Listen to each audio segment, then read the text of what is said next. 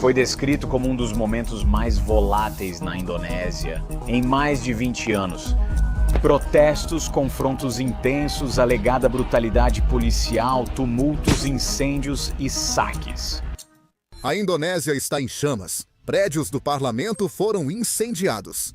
As ruas rugem com vozes de desafio. Canhões de água enfrentam o fogo. Pedras chovem sobre os escudos de choque. Jacarta treme. Vidas foram perdidas, casas destruídas e mansões de políticos saqueadas. No começo, tudo parecia acontecer rápido demais. Mas por baixo da superfície, a raiva vinha se acumulando até finalmente explodir como lava. E adivinha só? Um crânio de anime se tornou o símbolo de resistência na Indonésia. A bandeira trêmula em cada esquina. Não é mais apenas um símbolo de fantasia de anime, mas sim um grito pirata por liberdade. Liberdade do pior que foi vendido como o melhor. Mas por que os indonésios de repente explodiram como um incêndio? E o que eles estão exigindo? Agora?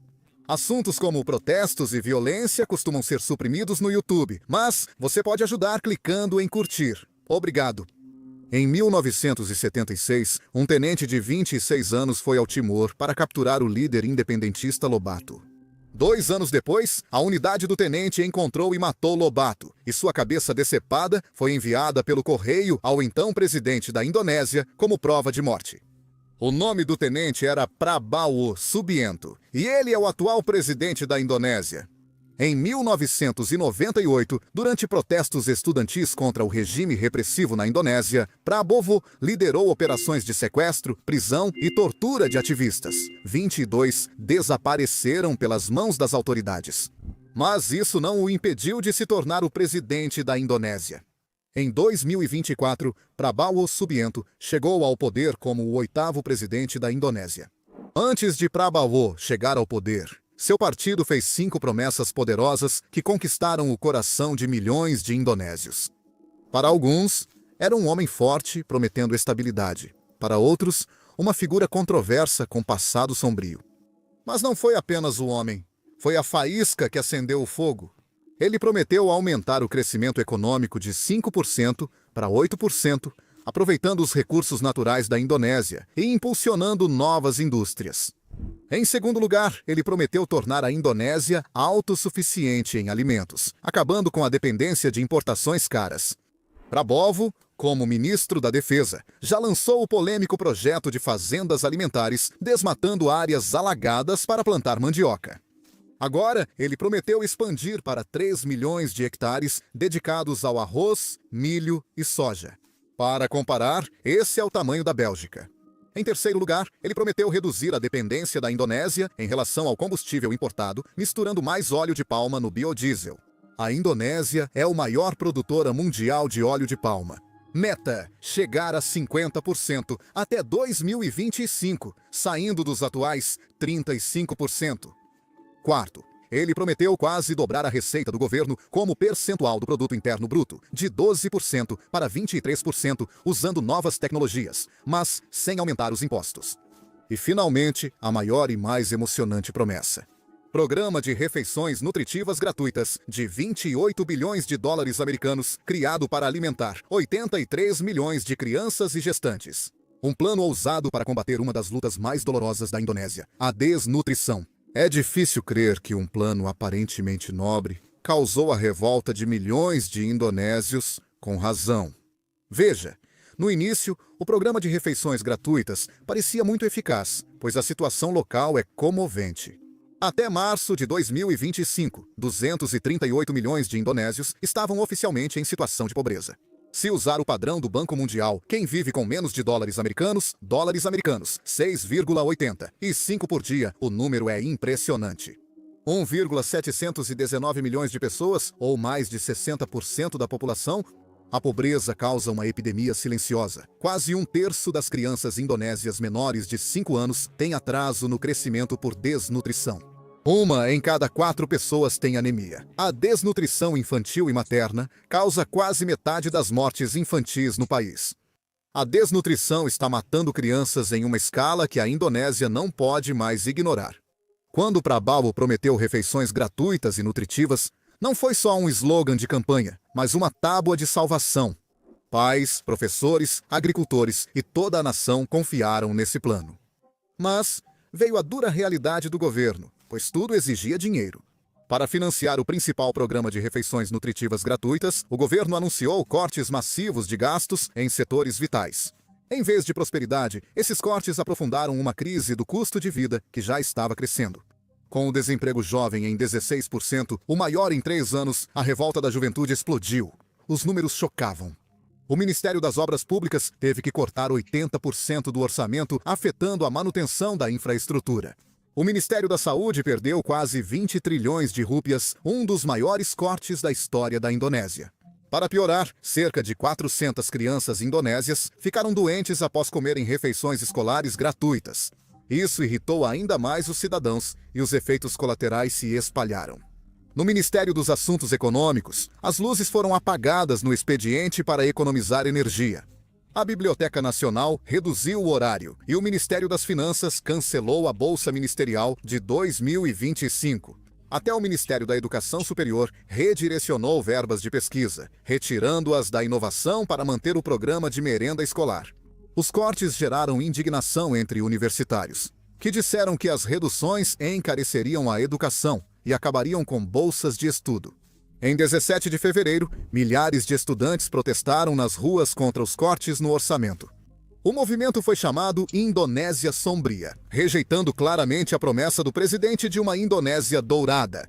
No dia 20 de fevereiro, o movimento atingiu seu auge. Centenas de milhares de estudantes marcharam em Jacarta e em outras cidades. Primeira onda de protestos na Indonésia. O presidente Prabowo ignorou a indignação e afirmou que os cortes eram necessários para o futuro econômico do país. Como se um erro não fosse suficiente, eles cometeram outro. Em março de 2025, o parlamento da Indonésia aprovou uma lei que impactou o país. Ela ampliou o papel dos militares no governo, anulando décadas de reformas para afastá-los da política. Agora, oficiais da ativa podiam servir em 14 instituições civis em vez de 10. As idades de aposentadoria subiram, mantendo generais no poder por mais tempo, o que muitos indonésios consideraram déjà vu. A dupla função das Forças Armadas, controlando tanto a segurança quanto a vida civil, foi a base do governo autoritário do ex-presidente Suharto, frequentemente chamado de regime repressivo. E aqui está a reviravolta. O ex-genro de Suharto, Prabowo, que já foi acusado de sequestrar ativistas nos últimos dias do regime, hoje é o presidente da Indonésia. Durante o início de seu serviço militar, a unidade de Prabowo prendeu e matou Nicolau Loboto, o líder do movimento de independência do Timor-Leste. Sua cabeça foi entregue ao presidente Suharto. Com a admissão, Prabowo iniciou carreira marcada por poder, ambição e acusações de brutalidade. Como general na ocupação da Indonésia em Timor-Leste, nos anos 1980 e 1990, ele formou gangues de assassinos encapuzados para aterrorizar civis ligados à independência. Ele também participou de um dos eventos mais sangrentos da guerra. O massacre de Cararis, onde 300 timorenses, principalmente civis, foram mortos pelas forças especiais Kopassus. Em 1996, ele foi para Papua Ocidental, onde o Movimento Livre Papua enfrentou o exército indonésio. As tropas de Prabowo retaliaram, incendiando vilarejos suspeitos de apoiar separatistas. 2 anos depois, a crise financeira asiática gerou protestos estudantis contra Suharto em Jacarta. Prabowo realizou uma campanha para sequestrar, prender e torturar ativistas. 22 desapareceram, 13 ainda continuam desaparecidos até hoje. Após a queda de Suharto, Prabowo foi expulso das Forças Armadas por seu envolvimento nos sequestros. Por anos, até os Estados Unidos, que o treinaram, impediram sua entrada no país. Décadas depois, ele governa no mesmo palácio presidencial, onde famílias ainda se reúnem às quintas para vigília à luz de velas. Eles esperam por justiça. Eles esperam pelo retorno dos desaparecidos. Devido à história sombria e controversa de Prabowo, ligada ao passado autoritário da Indonésia, muitos viram sua ascensão como regressão, não reforma. Para os veteranos dos movimentos democráticos da era Suharto, isso não era um novo começo, mas o retorno de velhos fantasmas. Centenas de ativistas acamparam diante do parlamento, alertando que a Indonésia estava sendo levada de volta à ditadura. Sinais de raiva eram visíveis. milhões de indonésios já estavam irritados. Um governo sensato teria acalmado, mas a Indonésia fez o contrário. Em agosto de 2025, o aumento dos impostos sobre propriedades e terras pelo governo local gerou revolta. Por toda a Indonésia, uma onda de protestos irrompeu, sendo um dos testes mais visíveis e perigosos para o jovem governo do presidente Prabowo Subianto. Em Pati, no centro de Java, a fúria explodiu. No dia 13 de agosto, milhares de moradores, em sua maioria agricultores, marcharam contra uma política chocante. O imposto sobre terras e edificações deles, chamado PBBP-2, subiu mais de 250% de repente. Em 2024, eles pagaram apenas 179 mil rúpias. Em 2025, o imposto foi de 13 milhões de rúpias. Mesmo após a redução, as famílias pagavam de 3 a 4 vezes mais que antes. Para agricultores já afetados pelo alto preço de combustíveis e alimentos, isso foi o ponto de ruptura. Mas o que mais enfureceu as pessoas não foram apenas os impostos, foi a arrogância de seus líderes. O regente Sudewo, membro do partido Garendara de Prabowo, desdenhou os protestos, provocando: "Não tragam só 5 mil, tragam 50 mil pessoas. Eu não terei medo, não mudarei minha decisão." Essa afronta acendeu o estopim. Em 13 de outubro, milhares exigiram a saída de Sudewo. A polícia enfrentou a multidão e usou gás lacrimogênio. 64 pessoas ficaram feridas. Sudewo voltou atrás, restabeleceu o imposto de 2024 e prometeu reembolsos, mas já era tarde. Para o povo de Pati, a confiança acabou. Eles queriam que ele saísse, e não só em Pati. Em Boni, Sulawesi do Sul, impostos sobre propriedades aumentaram 300%, causando protestos estudantis. Em Kiribati, Java Ocidental, os aumentos de 150% a 1000% levaram milhares às ruas. Em Jambong e Semarang, a revolta cresceu até o Ministério do Interior. Intervir e ordenar que os governos locais parassem de explorar seu povo. Analistas destacaram: não era só ganância local. Com Jacarta cortando verbas, regentes e prefeitos precisaram aumentar impostos para sobreviver. O colapso do financiamento central transferiu o peso diretamente para os cidadãos comuns. Em 17 de agosto de 2025, a Indonésia celebrou 80 anos de independência do domínio holandês. No dia da independência, as pessoas celebram orgulhosas, agitando a bandeira. Mesmo este ano, bandeiras foram vistas, mas não eram as da Indonésia. Em vez de desfiles de unidade, uma bandeira pirata incomum começou a ser hasteada em todo o país. Não era qualquer bandeira pirata. Crânio e ossos cruzados com chapéu de palha, símbolo do anime One Piece. Na série, a bandeira é de Monkey D. Luffy, que sonha ser o rei dos piratas. Símbolo de esperança, liberdade e rebelião contra a tirania, a bandeira ganhou novo significado na Indonésia. Sob o Merah Putih, a bandeira vermelha e branca da Indonésia, o chapéu de palha com caveira virou símbolo do protesto. Um grito sarcástico diante dos preços altos, do desemprego e de um governo cada vez mais visto como autoritário e incompetente. Tudo começou pequeno. Caminhoneiros foram os primeiros a hastear a bandeira em protesto contra novas regulamentações que proibiam veículos com excesso de peso. Se acabasse ali, talvez fosse esquecido. Primeiro vieram os cortes no orçamento, depois as demissões em massa e, por fim, a legislação que ampliou o poder militar. E, de repente, a bandeira se espalhou como fogo selvagem. Está em todo lugar, pintada nas casas, colada em motos, pendurada em barcos de pesca, tremulando em carros, até mesmo sendo agitada em manifestações ao lado da bandeira nacional. Para os jovens é sátira, para os pobres é rebelião. Para todos os outros, tornou-se uma mensagem simples. A Indonésia já teve o suficiente, e os números comprovam isso. Desemprego entre jovens chega a 16%, um dos maiores do sul da Ásia. Pesquisa mostrou que só 58% dos jovens indonésios eram otimistas sobre o futuro econômico do governo, contra 75% nos países vizinhos. Investidores estrangeiros fogem, famílias enfrentam dificuldades e até a esperança desaparece. Até agosto, a raiva estava mais presente online.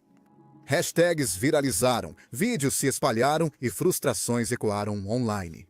Nas ruas, grupos de estudantes e sindicatos apareciam dispersos, enquanto a maioria das pessoas mantinha distância. E então veio o insulto que transformou a indignação em fúria. mesmo com os pobres na fila por restos do vacilante programa de refeições gratuitas do governo.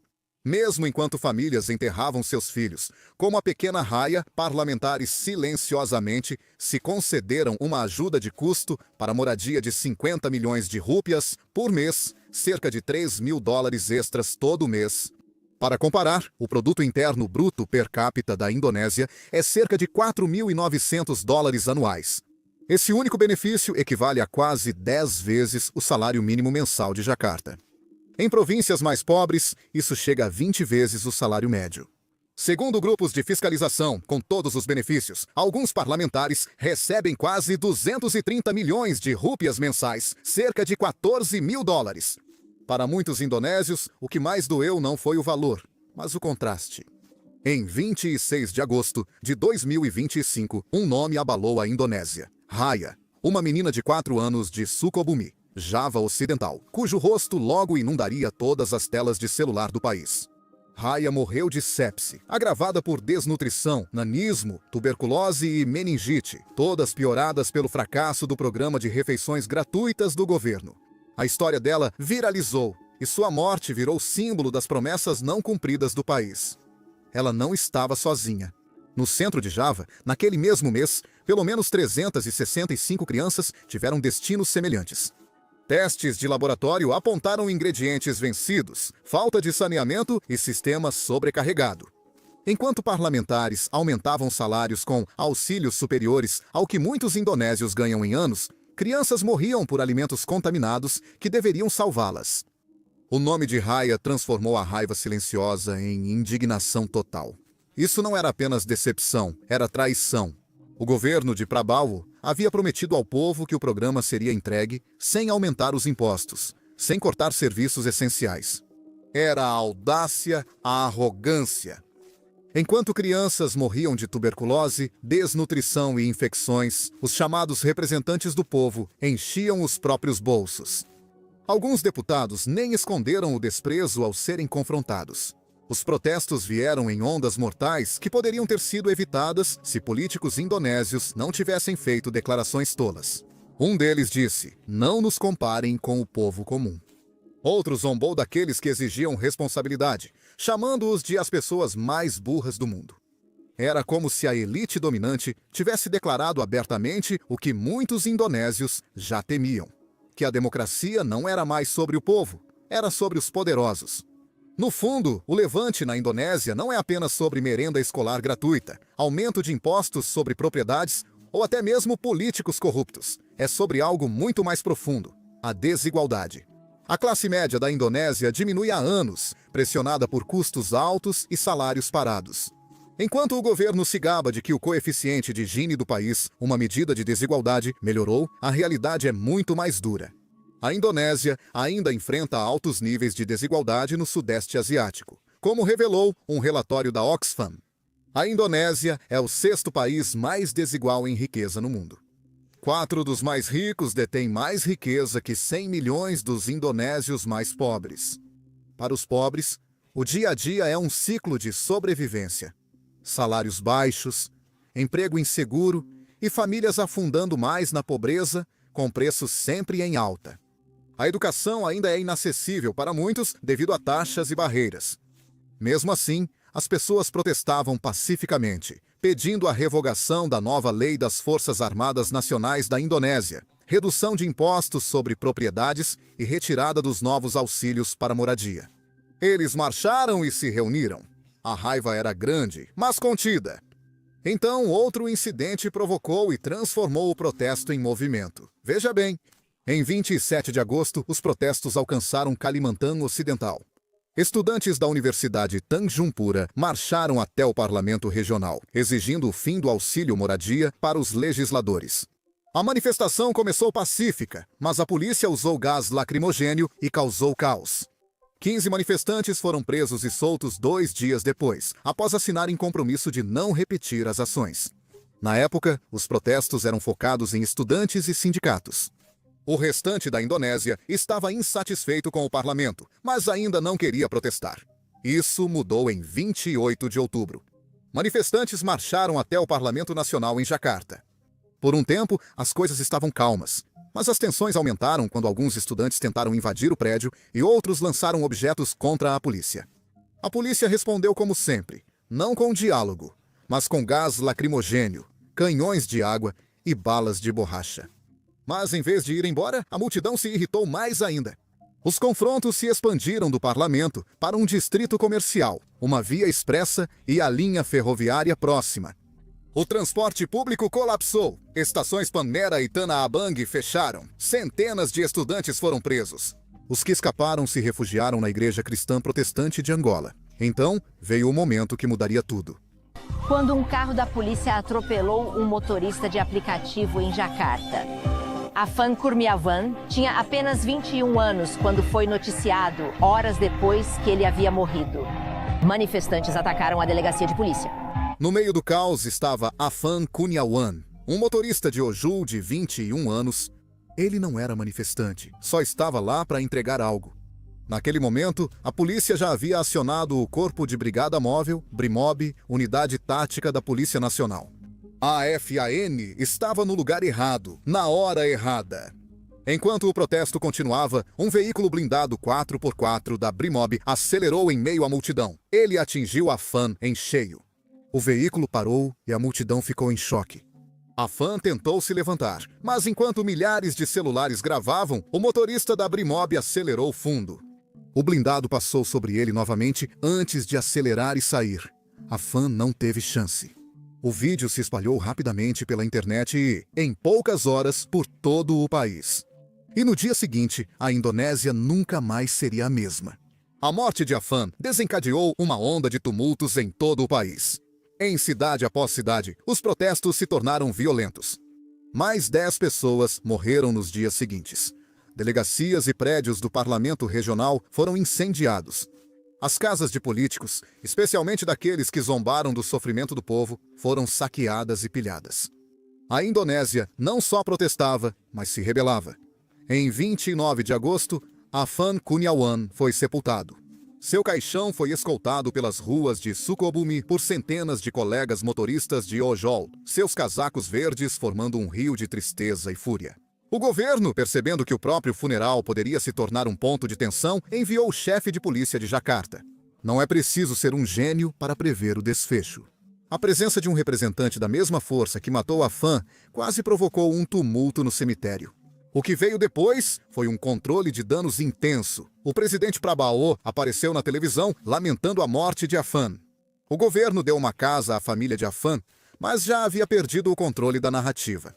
No dia seguinte, protestos massivos irromperam em todo o país, do oeste ao leste. Prédios foram incendiados. 3 pessoas ficaram presas em um prédio e morreram nas chamas. A reação foi imediata.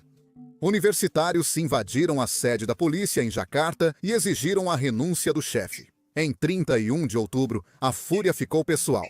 Multidões invadiram a casa do ministro das Finanças e levaram eletrônicos, joias e uma tabela de basquete. No mesmo dia, eles miraram no parlamentar, que havia zombado dos manifestantes, chamando-os de as pessoas mais burras do mundo. Sua casa foi saqueada e o carro esportivo destruído. Tudo transmitido ao vivo no TikTok para milhões. E não foram só os políticos, até as celebridades não foram poupadas. O ator Surya Atama teve sua mansão invadida, seus bens valiosos desapareceram e seus 12 gatos foram roubados. A resposta do governo não foi reconciliação, mas repressão. Devido à crise, o presidente Prabowo cancelou viagem à China e voltou a Jakarta. Ele disse que parlamentares renunciariam a verbas de moradia e benefícios, mas isso pouco confortou. Prabowo ordenou ação firme das Forças Armadas e da polícia.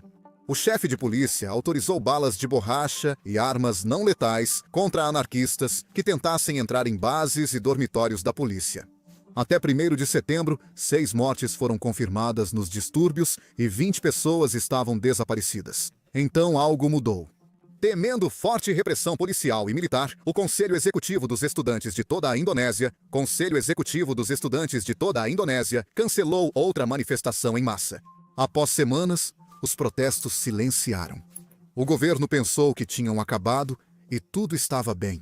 O presidente indonésio, apressado, adiou sua visita e foi à China para o desfile da vitória em 3 de setembro de 2025. Mas o silêncio nas ruas não era o fim da agitação, nem uma rendição, era um reagrupamento. No mesmo dia, estudantes, sindicatos e ativistas digitais publicaram online um manifesto de mobilização. Chamaram-no de 17 mais 8 demandas, em referência ao Dia da Independência, 17 de agosto.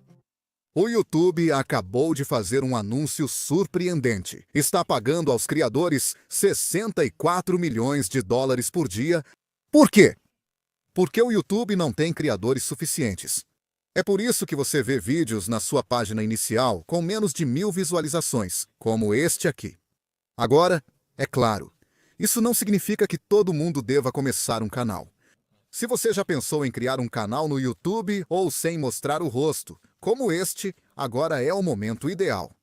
O YouTube paga milhões diariamente aos criadores e está promovendo mais canais novos e pequenos do que antes. Sei que muitos têm dúvidas sobre como iniciar e crescer um canal. Recebemos perguntas por e-mail frequentemente. Por isso, reunimos todos os nossos conselhos sobre o YouTube em um único treinamento intensivo, totalmente grátis. Se quer criar um canal no YouTube, inscreva-se no Bootcamp pelo link na descrição ou clique em Inscreva-se agora. Infelizmente, ao contrário dos vídeos do YouTube, o Bootcamp é como uma chamada no Zoom. E limitado a 100 pessoas, vamos voltar ao vídeo. O que começou como luto se transformou em fúria, e a fúria se transformou em uma lista de 25 exigências, um plano para a mudança. As exigências eram claras. Para o presidente, retirar os militares da vida civil, acabar com a criminalização dos manifestantes, iniciar uma investigação independente sobre as mortes de Afan Konewan, Umar Amr ud-Din e outros mortos durante a repressão.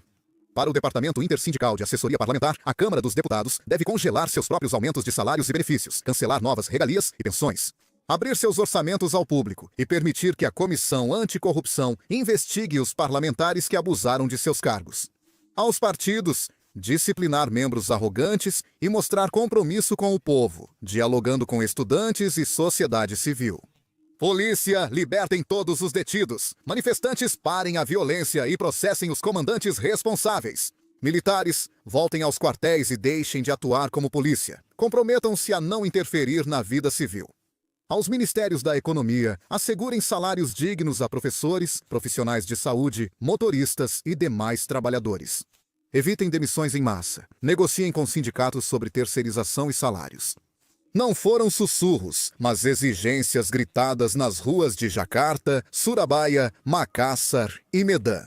O povo quer ação imediata. Mas o movimento 17 mais 8 continuou.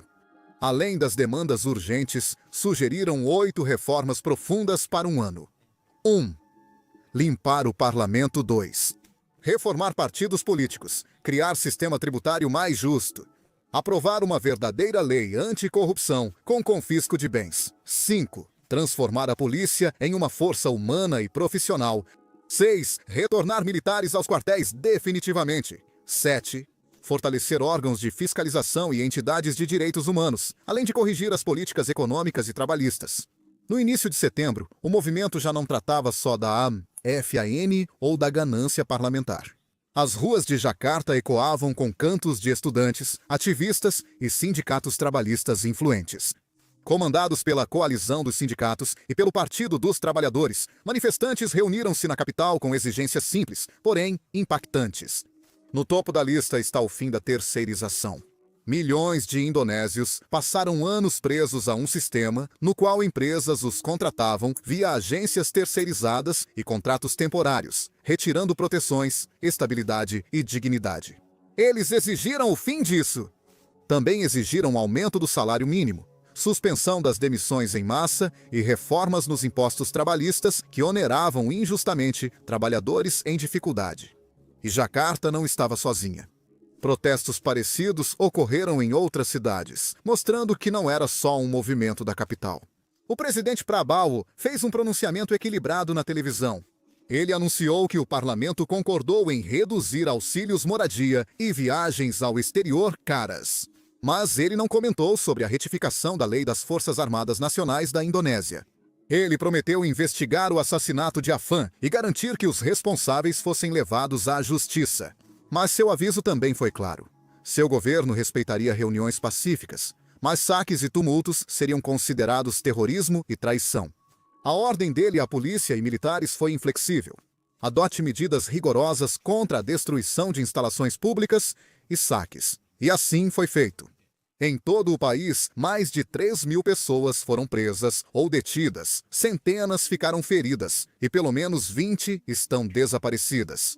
Gás lacrimogênio e balas de borracha se tornaram a trilha sonora de cidades como Bandung, onde protestos próximos a 2 universidades se transformaram em caos. A preocupação internacional cresce e a Organização das Nações Unidas pediu investigação independente sobre possível uso excessivo de força. A Human Rights Watch acusou as autoridades indonésias de agirem de forma irresponsável ao rotularem os protestos como traição.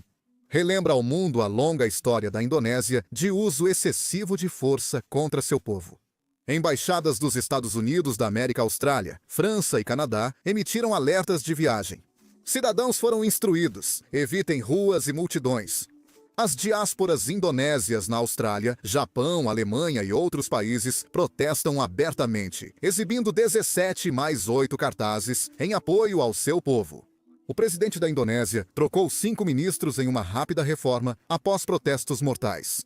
5 ministros foram demitidos, entre eles o das Finanças, ex-diretor executivo do Fundo Monetário Internacional. O Fundo Monetário Internacional e o diretor-gerente do Banco Mundial, e Budi Gunawan, o ministro coordenador de Política e Segurança. Prabowo nomeou o presidente da Corporação de Seguro de Depósitos para substituir um dos ministros das Finanças mais antigos da Indonésia. Prabowo também demitiu os ministros das Cooperativas, Juventude, Esportes e da Proteção aos Trabalhadores Migrantes. A fé do país é incerta, porque as pessoas não confiam no governo ou em suas promessas para o futuro. Os protestos que pareciam insanos começaram a esfriar. Chamei de insanos porque até embaixadas, como a dos Estados Unidos da América, emitiram alertas.